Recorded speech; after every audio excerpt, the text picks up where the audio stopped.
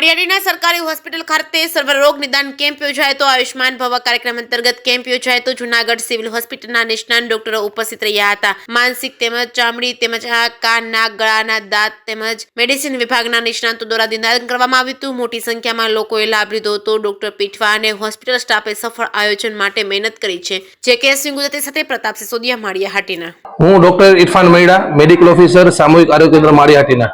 આજ રોજ આયુષ્યમાન ભવ કેમ્પ અંતર્ગત સામૂહિક આરોગ્ય કેન્દ્ર માળિયાહાટીના ખાતે વિવિધ રોગનું કેમ્પ રાખવામાં આવેલ હતું। તેમાં GMAS મેડિકલ કોલેજ તરફથી અલગ અલગ વિભાગના અલગ અલગ નામાંકિત ડોક્ટરો તેની સેવા માટે આવેલ હતા। આ કેમ્પ અંતર્ગત મેડિસિન વિભાગ, બાળ રોગ વિભાગ, સ્ત્રી રોગ વિભાગ, કાનના ગળાના નિષ્ણાત, ચામડીના નિષ્ણાત, જનરલ સર્જન અને માનસિક રોગના નિષ્ણાત ડોક્ટરોએ આ કેમ્પ અંતર્ગત સેવા આપેલ હતી। આ કેમ્પમાં માળિયાહાટીના વિવિધ ગામોના લોકોએ બહોળી સંખ્યામાં લાભ લીધેલ હતો।